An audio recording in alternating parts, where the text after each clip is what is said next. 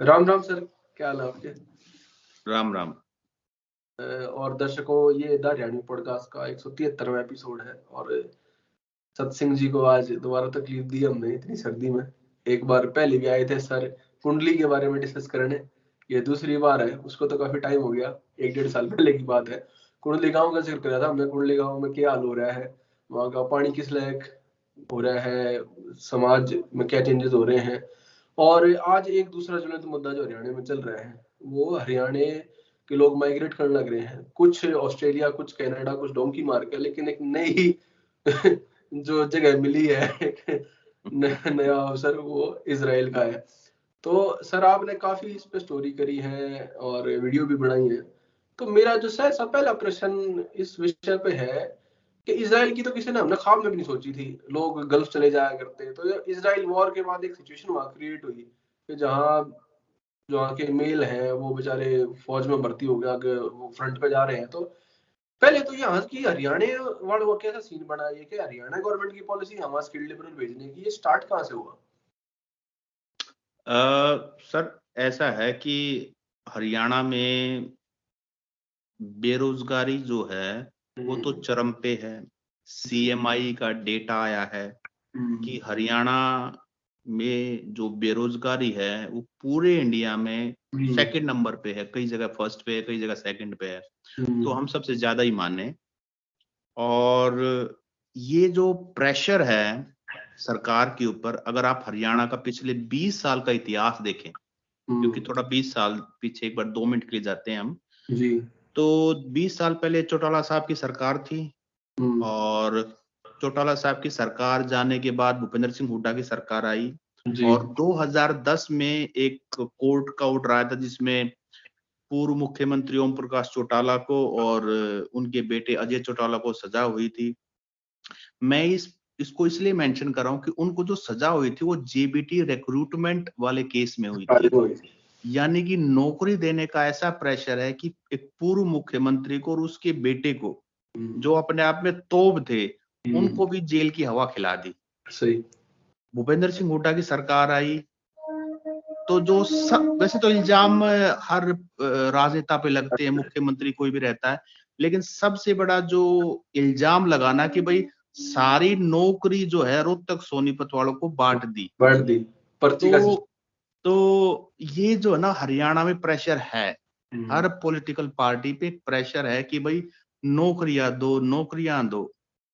तो ये प्रेशर जो है, फिर भारतीय जनता पार्टी की सरकार बनी बीजेपी के 2014 में। तो इन्होंने जैसे कैसे एक टेन्योर निकाला, फिर दूसरे टेन्योर में 2019 में इनकी मेजोरिटी नहीं आई। उसके पीछे बड़ा रीजन था कि इन्होंने नौकरियां नहीं दी। अब तीसरा इलेक्शन भारतीय जनता पार्टी लड़ने जा रही है 2024 में। तो इनको पता है कि जाट नाराज हैं, कई कारण हैं जाटों के नाराज होने के, लेकिन मोटा मोटा जो रीजन है वो है कि हमें जिस तरह से चौटाला और हुड्डा के राज में नौकरियां मिलती थी, हमें वो नौकरियां दो। अगर नहीं दोगे तो फिर हम आपसे ना वोट देंगे, ना किसी को देने देंगे। तो उसी के चलते मेरा ये मानना है कि अगर एडवांस कंट्रीज की बात करें, कनाडा, ऑस्ट्रेलिया, तो वहां पर तो अगर आपको जाना है तो स्कैनिंग बहुत है, बहुत स्क्रूटनी है। और उसके बावजूद भी बच्चे जा रहे हैं, लेकिन फंड्स वगैरह बहुत हैं। तो वहां सरकार का ब्योत नहीं बना भेजने का बच्चों को। हरियाणा में कोई नौकरियां हैं नहीं, हैं भी तो उसको सारे को इकट्ठा करके ये लास्ट में ले आए हैं। अब कितनों को नौकरी दे पाते हैं, कितनों को नहीं दे पाते हैं, ये तो अभी आने वाले महीने में, 1.5-2-3 महीने में देखने वाली बात है। तो मुझे ये लगता है कि जो सरकार के ब्रेन्स हैं, जिनको थिंक टैंक कहते हैं, ये उन्होंने एक रास्ता निकाला है कि देखिए, नौकरी आप दें तो क्यों ना हम ऐसे देश में नौकरी ढूंढें जहां पर उनको यूथ की जरूरत हो, तो उनको लेबर मिल जाए और हमें उस बात का क्रेडिट मिल जाए। तो इजराइल के अंदर आपको पता है ये कॉन्फ्लिक्ट है। इजराइल के रिश्ते भारत के साथ बहुत अच्छे हैं। तो इजराइल वॉर के कारण वहां सब कुछ सिस्टम गड़बड़ा गया है। तो वहां से सबसे पहले उन्होंने भारत सरकार को लिखा कि हमें वर्कर्स चाहिए, तो उसी के तहत भारत सरकार ने यूपी गवर्नमेंट को लिखा, मतलब सभी सरकारों को लिखा। तो रिस्पोंड करने वाले यूपी गवर्नमेंट और हरियाणा गवर्नमेंट, क्योंकि ये तो कुछ ऐसा तलाश ही रहे थे। तो ये अपॉर्चुनिटी दिसंबर में हरियाणा सरकार ने एडवर्टाइज की कि हमें 4 ट्रेड के अंदर 10,000 वर्कर हम भर्ती करेंगे। तो ये बात यहाँ से शुरू हुई। जी, क्योंकि मैं पढ़ रहा था इसके बारे में, और ये 10,000 जो नौकरियां थी, ये मेरे ख्याल से पूरे देश के लिए थी, खाली हरियाणा के लिए नहीं। तो जो वही बड़ी बात है। एडवर्टीजमेंट आया हरियाणा सरकार ने, वो 10,000 खुद का ही दावा किया है अच्छा, कि 10,000, हाँ मैंने वो एडवर्टीजमेंट पढ़ा है कि 10,000 नौकरियां हरियाणा सरकार HRKNK, मतलब जो हरियाणा रोजगार कौशल निगम लिमिटेड है, उसके थ्रू देगा अपॉर्चुनिटी। ठीक। और वैसे तो ये पूरे इंडिया के लिए है, और उसका विटनेस अभी हम आने वाले जो आप सवाल पूछोगे उसमें उसका जिक्र भी करेंगे। सही। मेरे ख्याल से हरियाणा वाला जो कोटा है सारा का 100% हरियाणा के नाम में सरकार ने करवा दिया है। क्योंकि आपकी स्टोरी पढ़ी, बाकी भी स्टोरी पढ़ी, उसमें MDU में इन्होंने एक तरह से स्किल सेंटर बनाया या टेस्ट सेंटर स्किल्स का। तो वहां बेहताशा भीड़ होगी, राजस्थान से, यूपी से, बिहार से, पता नहीं कहाँ कहाँ से जो लेबरर्स थे, स्किल्ड लेबरर्स, वो आए और अपना स्किल टेस्ट दे रहे थे। और वहाँ दिक्कत ये हुई कि लोग कह रहे थे कि भाई ये तो हरियाणा वाले के अंदर एंट्री है, बाहर बाकी तो MDU के गेट पे खड़ी कर दी है।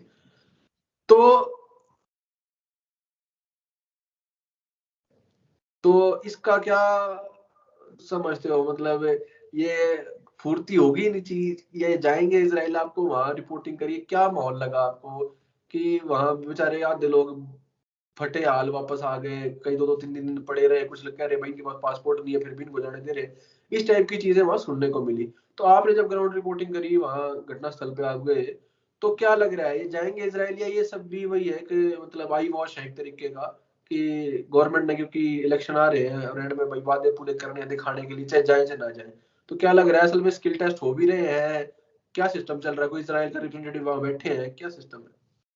जी, जो फैक्ट ऑफ द मैटर है, इसमें हरियाणा सरकार और इजराइल सरकार सीरियस हैं।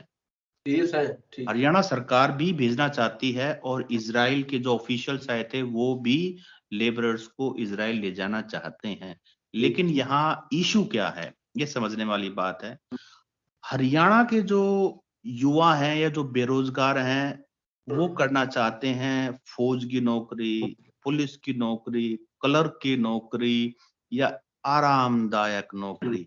हमारे पास जो स्किल सेट इजराइल वालों को चाहिए, वो उस नहीं। बैकग्राउंड के युवा हमारे पास नहीं है, या बहुत कम नंबर में है। और वो युवा जब रिक्रूटमेंट शुरू हुआ तो वो तो थे ही नहीं। अब आप इस बात से आइडिया लगा सकते हैं कि 10,000 भर्ती करने थे, और 10,000 में से टोटल जो 16 जनवरी से रिक्रूटमेंट का स्किल टेस्ट शुरू हुआ था और 23 तक चला, जिसमें एक दिन छुट्टी रही, जो सैटरडे बीच में आया उसमें छुट्टी रही, उस दिन वो काम नहीं करते हैं। तो सिर्फ और सिर्फ 1800 लोगों का, 1885 का स्किल टेस्ट हो पाया। जबकि भीड़ वहां, मुझे लगता है कि इन दिनों में 16 से लेकर 23 तक कम से कम कई हजार की भीड़ आई। दूसरी बात, उसमें से भी सभी हरियाणा के नहीं थे जो स्किल टेस्ट हुआ। 1885 में से जो मेरे सूत्र है उन्होंने बताया मुश्किल से 400 हरियाणा के होंगे जिनका स्किल टेस्ट हुआ। और अब जब उसका रिजल्ट आएगा तो मुश्किल से 200 का पास होगा, क्योंकि सभी का तो पास होना बनता नहीं, क्योंकि हर कोई आ रहा था वहां पर। तो उनको उनको ये नहीं था कि जो 4 ट्रेड मांग रखे हैं, टाइलिंग का, और अपना मैशन वाला मांग रखा था, आयरन बेंडिंग वाला मांग रहा था, कारपेंटरी वाला मांग रखा था, वो तो सिर्फ इजराइल जाना है इसलिए आ गए हैं। तो बहुत सारे ऐसे उन्होंने टेस्ट में अपीयर हो गए, लेकिन वो तो फेल होंगे। तो अब इस बात से लगा सकते हैं कि हरियाणा में कितने लोग जा पाएंगे इस 10,000 की जो भी एडवर्टीजमेंट की थी। दूसरी बात जो आपने की कि भाई वहां बाहर से भी आए हुए थे, वो युवा बहुत परेशान थे। और परेशान होने का कारण ये था कि MDU के अंदर कोई भी इंफॉर्मेशन देने के लिए तैयार नहीं था, बहुत कंफ्यूजन था। पहले 2 दिन 16 और 17 को तो ओपन रिक्रूटमेंट हुआ, जो आया उसका टेस्ट ले लिया गया। फिर शोर मच गया कि भाई ये हाँ, तो नौकरियां बट रही हैं, बट रही जैसे है। अपना भाई इजराइल भेज रहे हैं और 1,37,000 रुपए हर महीने मिलेंगे। हाँ, तो ये सब लोकल पॉलिटिक्स शुरू हो गई, लोकल पॉलिटिक्स शुरू हो गई, तो लोकल अपनी गवर्नमेंट है वो भी सख्त हो गई। उन्होंने हिदायत दे दी एमडीयू के परिसर में किसी भी बाहर वाले को एंट्री नहीं करने देने, सिर्फ हरियाणा वाले एंटर। तो बेचारे जो बिहार से आए थे, राजस्थान, उनको कहीं एक कोने के पार्क में रोक दिया और जिप्सी उस गेट के आगे लगा दी। तो आपको पता ही है कि फिर आगे होना क्या था। उन बेचारों को 3 दिन 4 दिन वेट करके और उनको भगा दिया गया। वापस बहुत भेज। परेशान हुए, जबकि नियम ये कहते पूरे इंडिया के लिए थी, कोई भी कहीं से भी आके अपीयर हो सकता है। और इजराइल के जो ऑफिशियल्स आए थे उन्होंने भी इसकी नाराजगी जाहिर की कि जिन कैंडिडेट्स को आप मौका दे रहे हो उनको तो क्राफ्ट जानते ही नहीं है, और जो रियल हैं वो कहीं कोने में आपने, क्योंकि मीडिया से उनको ही पता लगा होगा। मैंने भी रिपोर्ट किया, ट्रिब्यून ने भी रिपोर्ट किया, बाकी इंग्लिश के अखबारों ने, तो इंग्लिश का अखबार तो पढ़ते ही है, समझते ही हैं। तो इस तरह का इशू हुआ, बड़ा ड्रामा हुआ, और हमने तो अपना जो कर्तव्य था वो निभाया। अच्छा सर, इसमें एजेंटों का भी रोल बता रहे हैं कि अच्छा एजेंटी भी शुरू हो गई है कि हम भिजवा देंगे। इसमें सर 2-3 बातें हैं, इसमें कंफ्यूजन बहुत था। जब ये काफी शोर मचा तो NSDC, national skill development corporation के कोऑर्डिनेटर आए थे, अजय कुमार रैना। तो तीसरे दिन जाकर उन्होंने कॉन्फ्रेंस की, उन्होंने कहा कि हमारे कुछ ट्रेनिंग पार्टनर्स है एनएसडीसी के स्टेट लेवल पर, हमने उनको क्राउड को मोबिलाइज करने के लिए बोला है, राजस्थान में भी बिहार में भी। तो ये जो कैंडिडेट्स आ रहे हैं ये ऐसे नहीं आ रहे, ये हमारे ट्रेनिंग पार्टनर्स के भेजे हुए हैं, लेकिन इसमें किसी को कोई पैसा नहीं देना है और कोई एजेंट का रोल नहीं है। लेकिन जिनसे मेरी बात हुई, बहुत सारे युवा ऐसे मिले जो बोलेंगे जी 1.5 लाख एजेंट ने भेजे हैं, 2 लाख में भेजे हैं, 3 लाख में, 4 लाख में। सो 1.5 से लेकर 4 लाख तक का फिगर उन्होंने कोट किया कि आप रोहतक जाइए, अगर आप स्किल टेस्ट में पास हो जाते तो 4 लाख रुपए दीजिए और हम आपको इजराइल भेज देंगे।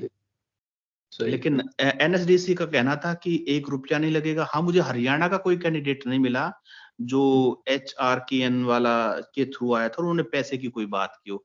हाँ, बिहार, यूपी, राजस्थान, उन्होंने जरूर ऐसा बोला था। सही। अच्छा, ये जो मिस इन्फॉर्मेशन या लैक ऑफ इन्फॉर्मेशन थी सर, ये इंटेंशनल थी या अनइंटेंशनल थी आपके हिसाब से लोगों में, कि जिसको मतलब प्रोसीजर पता था बाहर वालों को, खास तौर पे मतलब जो हरियाणा के बाहर से वर्कर आ रहे थे, और इवन जो हरियाणा के वर्कर होंगे उनमें भी कुछ ही लोग थे, मैंने कुछ के इंटरव्यू पढ़े, कुछ के कमेंट्स पढ़े। तो ये जो गवर्नमेंट की तरफ से निकालने के बाद ये एडवर्टीजमेंट, इसका जो ये प्रचार प्रसार है, ये लैक ऑफ इन्फॉर्मेशन थी कि कहाँ पे होगा, किस तरीके से होगा, क्योंकि इतनी अफरा तफरी जो मच गई, तो ये मतलब उनकी लैक इंटेंशनली था कि ज्यादा लोग ना आ पाए, हम स्टेट के बाहर से ना आए, इस वजह से इन्फॉर्मेशन नहीं दी। नहीं, मुझे लगता है कि हरियाणा गवर्नमेंट की तरफ से कोई इस तरह की डेलिब्रेट इंटेंशन नहीं था, क्योंकि नियम ये था कि जिस किसी ने भी हरियाणा रोजगार कौशल निगम पे रजिस्टर करवा रखा है और आपको एसएमएस आया है, फोन आया है कि आपका स्किल मैच हो रहा है, आप जाके इंटरव्यू दे आओ।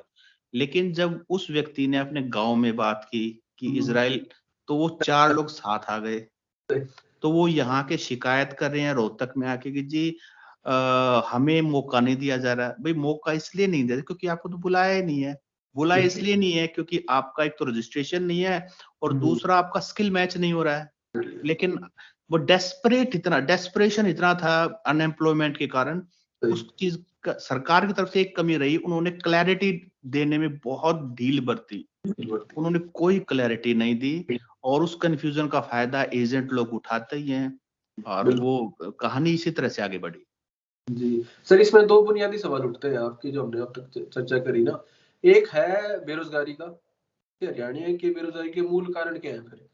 ये तो हमें सिम्टम दिख रहे हैं, लॉकडाउन की मार के इलीगल जा रहे हैं, वहां नॉर्थ हरियाणा में हम देखते हैं, या ऑस्ट्रेलिया कनाडा का पलायन शुरू है, तो ये इजराइल भी उसी में एक अगली कड़ी है। तो एक सवाल है बेरोजगारी के बारे में, क्योंकि पिछले 10-15 साल में ऐसा क्या हो गया हरियाणा में, या खेती आधारित अर्थव्यवस्था जो थी वो खत्म हो गई है, आप तो गाँव गाँव घूमते हैं। और दूसरा है कि लैक ऑफ स्किल्स, दो चीजें समझ में आ रही है कि हाँ उनमें है ही स्किल ही नहीं है बाहर जाने के लिए भी। तो कैसे देखते हैं इन चीजों को, बेरोजगारी और लैक ऑफ स्किल्स को हरियाणवी यूथ में आप, कारण क्या है इनके? सर एक्चुअली क्या है कि पिछले इसके लिए मल्टीपल रीजंस हैं, क्योंकि इशू बहुत ही गंभीर भी है। एक तो हमारे यहाँ जो एटीट्यूड है लोगों का, उनका ये मानना है कि नौकरी अगर कोई है तो वो सरकारी नौकरी, उसके अलावा तो कोई नौकरी या जीविका कमाना तो बर्बाद होना है, या उसको उसको उसको नौकरी मानते ही नहीं है। तो और बचपन से भी घर में भी एक ही सपना दिखाया जाता है कि भाई सरकारी नौकरी लग जाना, तेरी जिंदगी सेट है। ये जो एटीट्यूड है हमारे लोगों का, खास करके गांव में, और इस इमोशन को एक्सप्लॉइट किया हमारी पॉलिटिकल पार्टीज ने, सभी पॉलिटिकल पार्टीज अब तक। मैं बीजेपी को इसमें थोड़ा सा बचाव करूंगा कि उन्होंने इस तरह का कोई वादा नहीं किया जिसका उनको खामियाजा भुगतना भी पड़ा। लेकिन अगर चौटाला मतलब आईएनएलटी की बात करें और कांग्रेस की बात करें, वो आज तक भी इसको कैपिटलाइज करने की कोशिश करते हैं, उसको उस इमोशन को फायदा उठाने की कोशिश करते हैं। बिल्कुल। तो वो इशू इतना था और उस चीज को बहुत बड़ा बनाने में हमारी पॉलिटिकल पार्टीज। तीसरी बात, हमारे एजुकेशन का स्टैंडर्ड, जब हमारे हरियाणा बोर्ड के एग्जाम होते हैं तो जो चीटिंग होती है, नकल तो बल्कि अगर सिस्टर का एग्जाम है तो भाई जाएगा, चाचा का लड़का जाएगा, मामा की लड़की को भी बुला लेंगे। मतलब मैं कहने को लगा कि पास करवाना है। तो जो 10वीं 12वीं, जो बिहार का एक वो 12वीं फेल मूवी आई है, उसमें भी इस टॉपिक को टच किया है। तो हमारे यहाँ भी है कि बोर्ड के एग्जाम में, सीबीएसई बोर्ड में तो चीटिंग नहीं होती है, लेकिन जो गांव में, क्योंकि मेन इशू ये गांव वाले बच्चों का ही है, तो चीटिंग जो स्किल तो उनकी कहाँ से होगी, फिर वो 10वीं 12वीं पास करके यूनिवर्सिटी में पहुंच जाते हैं और यूनिवर्सिटी में भी जुगाड़ तलाश करते हैं, पढ़ाई लिखाई पे उतना ध्यान नहीं होता है, या उनका वो उस हिसाब से उनका ओरिएंटेशन होता ही नहीं है पढ़ाई करने का। लाइब्रेरी को भी यूज नहीं करते हैं, हालांकि कुछ बच्चे यूनिवर्सिटी लेवल पे जाके सुधर जाते हैं, वो लाइब्रेरी पढ़ाई करते और कामयाबी।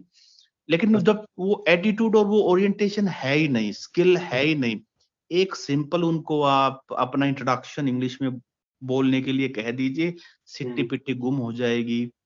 और फिर वहां भी वो जुगाड़ के अंदर रहते। तो मुझे लगता है कि स्किल सेट नहीं है, सॉफ्ट स्किल्स का एक बहुत बड़ा इशू है। फिर पॉलिटिकल पार्टीज ने इसको कैपिटलाइज किया है, और मुझे लगता है मेन कारण तो यही है। और हमारा एजुकेशन सिस्टम की भी कमियां हैं कि बीए करवा देते हैं, एमए करा देते हैं, लेकिन एक सॉफ्ट स्किल्स का भी कोई इस तरह का कोई करिकुलम होना चाहिए यूनिवर्सिटी लेवल पे कि कम से कम आप इनको स्किल्स को ब्रश अप तो कीजिए, कम से कम कोई क्राइट या कोई अपॉर्चुनिटी तो उनको दे दीजिए कि एक पीरियड इस चीज का भी लगेगा, क्योंकि वो तो जीवन भर उनके काम आनी है। तो मुझे लगता है कि ये मल्टीपल रीजंस हैं जिसके कारण। और तीसरी बात, एग्रीकल्चर में इन्वॉल्व, हमारा तो एग्रीकल्चर बेस्ड इकोनॉमी है, मेरे भी खेत हैं। तो हालांकि मैं पढ़ लिख गया हूँ, सारी चीज हो गई है, जॉब वो भी कर रहा हूँ, लेकिन मैं भी बहुत कम एंगेज हो पाता हूँ। लेकिन मेरे को डिस्काउंट इस बात का मिलेगा कि मैं अपनी रोजी रोटी ठीक ठाक कमा रहा हूँ। लेकिन जो मेरे गांव में मेरे भाई हैं, चाचा ताऊ के लड़के हैं, वो भी खेती नहीं कर रहे हैं। वो भी खेत में जाते हैं सिर्फ धोले कुर्ते पजामे उसको डाल के और गाड़ी में या ट्रैक्टर पे सिर्फ सुपरविजन करने जाते हैं, काम करने नहीं जाते। काम बिहारी करेगा, और उनके बच्चे भी इसी तरह से तैयार हो गए हैं। ये सर हरियाणा में मैंने अपने गांव में पीछे भी जो आपने बात की है ना कि धोले कुर्ते पजामे पहनेगा, खेत में चले गए, रील बना दी या फोटो खींच लिया, वो उसकी जगह रह गई है, काम करने की जगह नहीं बचा है खेत। और मैंने गांव के बच्चों में लार्जरली ये चीज देखी है, खाली जो किसान जातियों के बच्चे सिर्फ उनकी नहीं, जो बाकी भी है, जो हाथा काम करते थे, जो आप ट्रेड जिसे कहते हो, जैसे जिसका टेस्ट ही होता था ट्रेड, तो कोई ट्रेड में जाके राजी नहीं है। और आईटीआई की जो हालत है हरियाणा में, मजाक बनता है कि बल्कि आईटीआई तो शायद इसके लिए बड़ा मुफीद एक इंस्टीट्यूशन है, हाथ की स्किल जो था, इस टाइप की चीजें, वो बच्चे बाहर जाना चाहिए गल्फ में या इजराइल में। लेकिन हरियाणा में जो उसकी कितनी निम्न निगाह से देखा जाता है वो चीज, आप मैनुअल लेबर कर रहे हो या हमारी शान के खिलाफ है इस टाइप की नौकरी। सर मेरा आखिरी सवाल इसमें ये होगा कि इलेक्शन आ रहे हैं हरियाणा में, अब पहले नेशनल जनरल इलेक्शन होगा 10 सीटों पे, और उसके बाद आपके विधानसभा चुनाव होंगे, हो सकता है इकट्ठे हो जाए, हो सकता है कुछ महीने बाद में हो जाए, पर शेड्यूल्ड है इस साल के लिए। तो आपको क्या लग रहा है, ये कोई मुद्दा है हरियाणा में बेरोजगारी और जो पलायन हो रहा है? क्योंकि हरियाणा एक तरह से हम देख रहे हैं यूथ एक तरह से खाली हो रहा है और बाहरी लोगों का इमिग्रेशन हो रहा है यहाँ, जो अब रिप्लेस कर रहे हैं। जैसे एग्रीकल्चर में आपको बिहार के, यूपी के लोग जो है वो आगे खेतों में काम कर रहे हैं, या जैसे पंजाब में हमने देखा है कि काफी लोग बाहर वाले आ गए हैं, जो आप काम हाथ से आपकी जनरेशन, हमारी जनरेशन, एक दो जनरेशन पहले करती थी, उनकी बजाय यूथ जा रहा है बाहर और वो कर रहे हैं रिप्लेसमेंट यहाँ। तो ये कोई मुद्दा है चुनाव में हरियाणा की कॉन्शियसनेस में, लोगों में कहीं है कि भाई बेरोजगारी, हर बच्चे यहाँ से भाग रहे हैं, ये या मतलब सब इंडिविजुअल लेवल पे चल रहा है, अभी ये सोशल डिस्कोर्स का, पॉलिटिकल डिस्कोर्स का हिस्सा नहीं है ये चीज? देखिए सर, बेरोजगारी तो हर चौपाल पे, गांव पे डिस्कशन है, और मुद्दा तो है, लोगों की कॉन्शियसनेस में तो है, लेकिन इसको सुपरसीड कर रहा है कास्ट पॉलिटिक्स। जब ये बात करते हैं कि हरियाणा में चुनाव होगा तो क्या करेंगे, तो वो कास्ट पे आकर के ये सारे मुद्दे, एजुकेशन का, हेल्थ का, और ये जो एम्प्लॉयमेंट वाला इशू, ये गौण हो जाता है। उनको ये लगता है कि हमारा फलां लीडर अगर आ गया तो मेरा बेटा सेट हो जाएगा, वो लवा मेरा बेटा बेटी सेट हो जाएगा, और फिर हमारे मजे हो जाएंगे, और वो बाकी किसको क्या करना है, किसको मिलेगा नहीं मिलेगा, इतना नहीं सोचते हैं। लेकिन जो यूथ है उसमें एक इशू तो है ही, एग्रेरियन क्राइसिस है, क्योंकि किसान आंदोलन हुआ, अब दोबारा से होगा, तो रोजी रोटी का एक इशू तो है, लेकिन वो कितना मुखर होकर के निकल पाता है ये कहना बड़ा मुश्किल है। क्योंकि मैं जैसे गांव में कई बार जाने का मौका मिलता है असाइनमेंट्स वगैरह के कारण, तो लोगों में गुस्सा है, रिजेंटमेंट है, एंगर है, इश्यूज को लेकर के है, लेकिन जब बात क्षण के आती है तो कास्ट पे आके रुक जाती है। ठीक। अब कास्ट में पर्टिकुलर नेता को सपोर्ट हम इसलिए करेंगे क्योंकि वो हमारी जाति का है और हमारा एक डोमिनेंस बना रहेगा, खास करके जो जाट राजनीति है उसमें तो इस तरह का इशू है। और वो एग्जाम्पल भी देते हैं कि पहले भी हमारे गांव से इतने लगे हैं, और अब वो फलां लीडर आ जाएगा तो भला हो जाएगा, ट्रांसफर वगैरह भी चॉइस की हो जाएंगी। और ये वो लोग हैं जो काफी सारे गांव को या काफी सारे लोगों को इन्फ्लुएंस करते हैं। तो मुझे लगता है कि बड़ा सैड स्टेट ऑफ अफेयर्स है, लेकिन कॉन्शियसनेस में तो है, लोगों को पता है कि ये एक बड़ा इशू है। लेकिन फिर ये भी कह के कि भाई कोई आ जाए, ये मुद्दा सॉल्व होने वाला नहीं है, इसीलिए बेटर है कि अपने बच्चों को बाहर भेज दिया जाए अगर वो जा सकते हैं तो, क्योंकि यहाँ तो इंडिया तो ऐसे ही चलेगा, हमारा टाइम पास हो गया है, बच्चे बाहर सेट हो गए हैं, अब और जो आगे होगा वो देखा जाएगा। सही। और मेरे ख्याल से इन लोगों को निराशा ही हाथ लगेगी जो कहते हैं कि फला लीडर आ जाएगा और लगवा देगा। खट्टर साहब खुद कह रहे हैं नौकरी नहीं देने को, हम कहाँ से नौकरी दे देंगे, जितनी थी उतनी दे नहीं, दी। मैं देखो इस बात के लिए बीजेपी को ये कहना चाहूंगा कि बीजेपी इस मामले में इस तरह के झूठे वादे उन्होंने कम किए हैं, उन्होंने इस चीज को भी, अच्छी बात है, क्योंकि लोगों को जितना जल्दी रियलिटी बाइट करे उतना अच्छा है, कि आप एंटरप्रेन्योरशिप के लिए करो, आप कोई क्राफ्ट, कोई ट्रेड, कोई इस तरह की स्किल सीखो जिससे आप अपना स्वावलंबी बन सको, बजाय कि आप गवर्नमेंट जॉब का वेट करो और आपको चॉइस पोस्टिंग दे देंगे। ये एक अच्छी बात है, मैं तो इसको अच्छा मानता हूँ कि कम से कम किसी झूठे उसमें नहीं, आपको बहकावे में नहीं रख रहे। और ये रियलिटी भी यही है कि सॉल्यूशन यही है कि आपको खुद ही करना पड़ेगा, अपने आप को एम्पावर खुद ही करना पड़ेगा।